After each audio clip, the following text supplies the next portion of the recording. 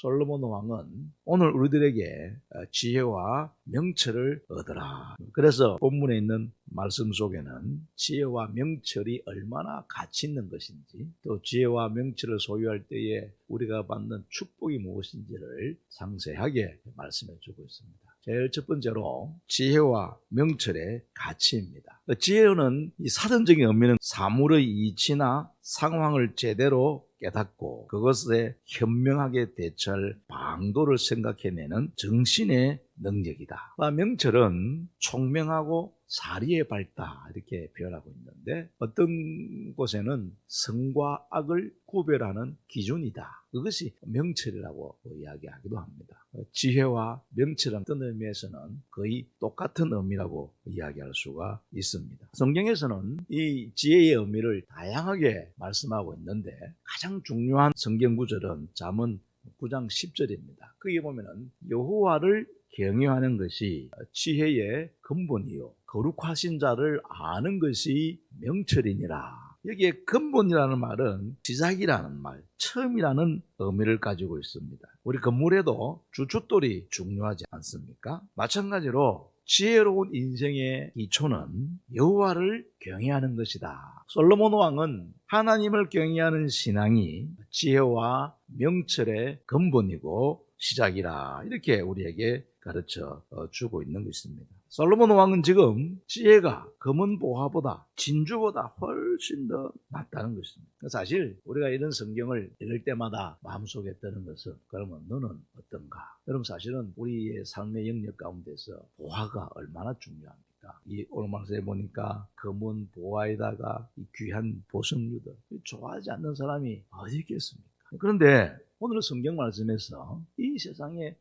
어떤 보화보다도 더 중요한 것이 지혜다, 그렇게 선언을 하고 있는 것입니다. 결과적으로는 하나님을 경외하며 사는 것이 얼마나 더 가치 있는 일이고 더 소중한 일, 우리의 지혜이신 예수 그리스도를 알고 그분을 믿고 그분을 따르는 것이 얼마나 소중하고 중요하고 가치 있는가를 우리들에게 말씀해 주고 있는 것입니다. 왜 그렇습니까? 하나님을 경외하는 그곳에 모든 행복이 담겨 있고 모든 축복이 다 담겨 있다는 것입니다. 예수 그리스도, 하나님을 경외하는 것이 모든 인생의 해답입니다. 예수님이 답입니다. 하나님을 경외하는 것이 답입니다. 그것을 여기에서 표현하고 있는 것입니다. 먼저 소개하는 것은 장수와 부귀의 복입니다. 오른손에는 장수가 있고 왼손에는 부귀가 있다, 그렇게 말합니다. 이 양손이 다 쓰여진 것은 지혜를 얻은 자의 복의 풍성함을 이야기하고 있습니다.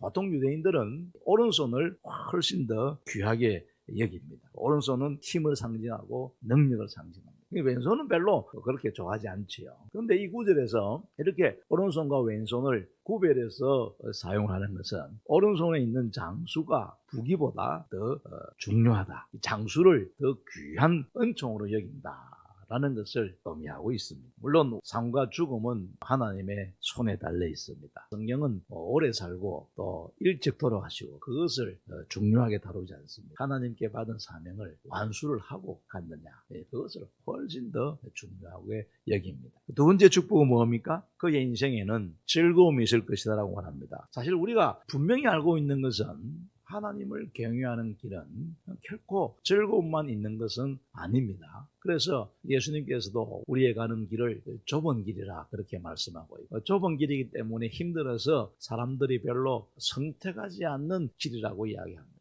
다윗은 자기 인생을 회고하는 가운데 내가 사망의 음침한 골짜기를 다닐지라도 해를 두려워하지 않을 것은 주께서 나와 함께 하십니다. 우리 성도들의 길에도 때로는 고통과 고난의 길이 있으면 분명한 사실입니다. 그런데 오늘 성경 말씀은 지혜자의 길은 즐거운 길이요 평강의 길이다 라고 그렇게 말씀하고 있습니다. 이 말의 의미는 무엇일까요? 지혜에 의해서 인도되는 삶은 어떤 외적인 장애나 내적인 공고함에서도 자유로워질 수가 있다라는 그런 의미입니다. 조금 무리하게 해석하면은 모든 것은 생각하기에 나름이다. 여러분, 모든 것은 생각하기에 나름이다 라는 말은 맞는 말이지만은 틀린 말입니다. 성경에서 말씀하는 내적 평안이라는 것은 생각하기에 나름에서 나온 것이 아닙니다. 이러한 신앙을 잘 표현해 주는 것이 유명한 사도 바울의 신앙 고백입니다. 하나님께서 능력 주시면은 내가 할 수 없는 일이 하나도 없다. 맞습니다. 우리는 내게 능력 주시는 자 안에서 모든 것을 할 수 있습니다. 그러나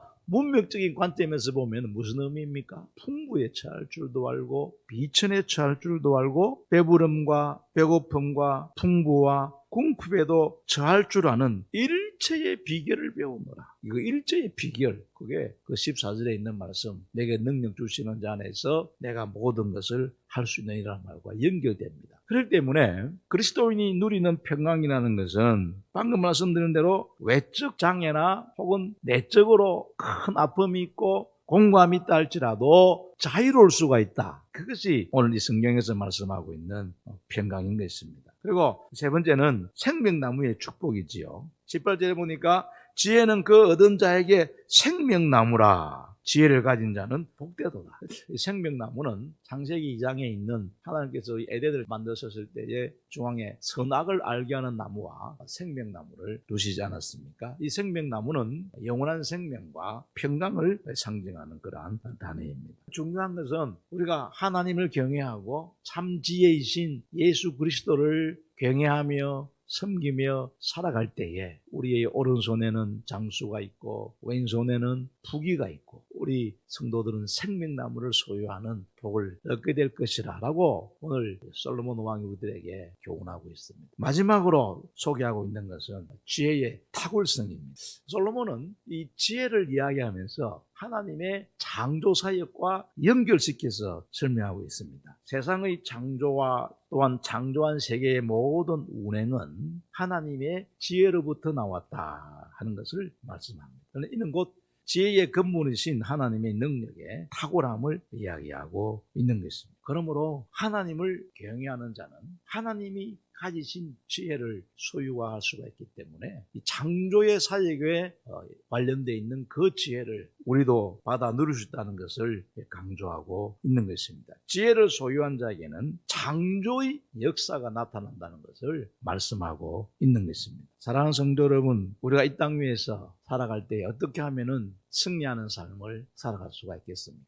오늘 성경 말씀 우리들에게 분명히 말씀해 주고 있습니다. 지혜를 얻음으로 가능하다. 하나님을 경외하는 것이 우리가 복된 삶을 사는 비결입니다. 하나님을 경외하는 삶은 곧 예수 그리스도를 믿고 그분을 섬기며 그분의 말씀에 따라 살아가는 것을 의미합니다. 오늘 성경 말씀에 지혜를 가진 자가 어떤 축복을 누리며 살아가며 또한 지혜를 가진 자가 어떤 능력 있는 사람이 될 수 있는가를 다시 한 번 더 강조해주고 있습니다. 이 말씀 우리 마음 가운데 꼭 기억하면서 다시 한번 지혜의 근본이신 하나님을 경외하고 우리의 구원의 완성자이신 예수 그리스도를 믿고 따르며 그분이 주시는 풍성한 삶을 누리는 우리 모든 성도가 되기를 주님의 이름으로 축원합니다.